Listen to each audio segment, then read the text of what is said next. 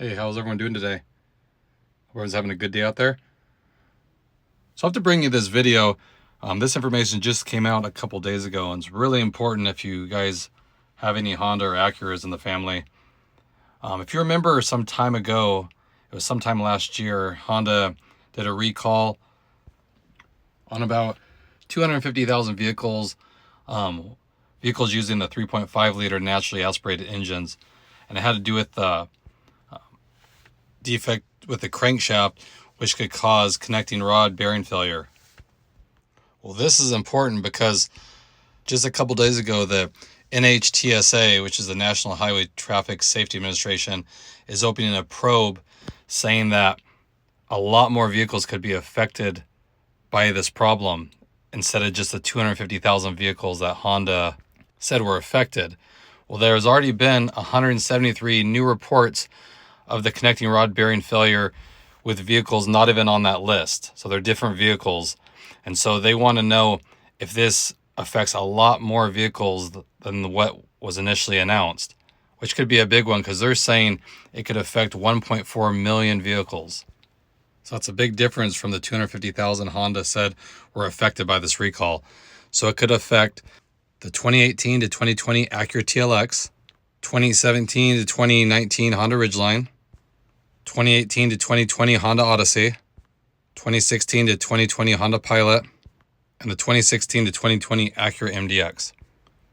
So as you can see, there's a lot of years, Honda products, Acura products, any of the vehicles with the 3.5 liter naturally aspirated engine could have this problem. So initially it was just under 250,000 vehicles, and now they're showing it could grow to 1.4 million.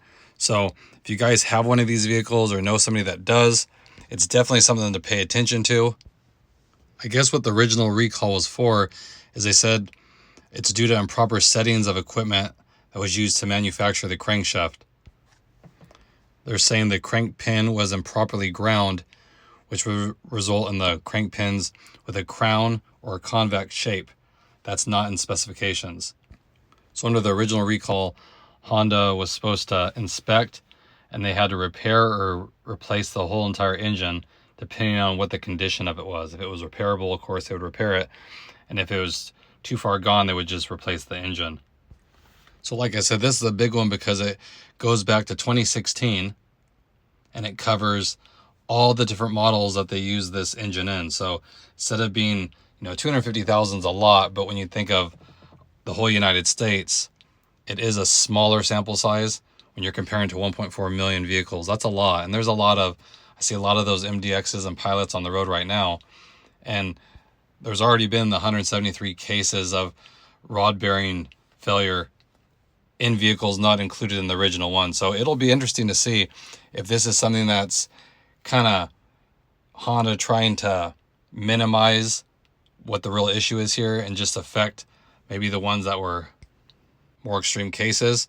Because like I said, it's a big difference from the numbers of the original recall and what could possibly be in the future. So this isn't a new recall, but what happens is they open this probe and they really go into it and see if other vehicles are affected. And what's nice about that is they don't work for Honda.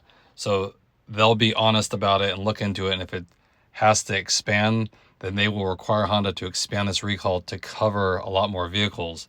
Whereas Honda has a different objective. So it's nice to get an outside opinion that really digs into it. And especially when there's a probe, that means there's ample reason that they want to dig into it because they think there's going to be more vehicles involved. So it's kind of a major one because someone that has one of these, like a 2016, probably has a lot of miles on it. Hopefully you haven't had to do work yourself, but if you did, now would be the time to kind of gather receipts and stuff if you paid for it out of warranty. Because if this turns into a recall that's expanded to all these vehicles, you'll be getting your money back.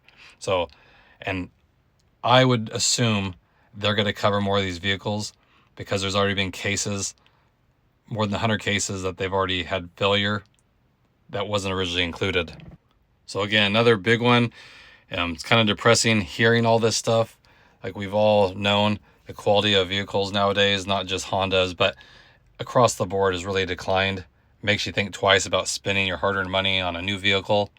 You know, when I've seen a ton of older vehicles that have still driving around just fine.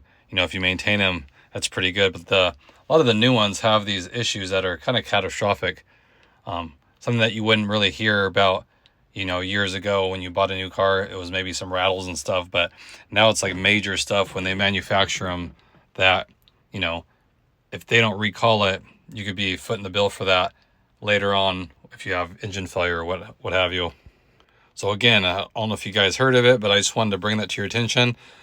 Drop a comment in the comment section if you guys have had issues with this already.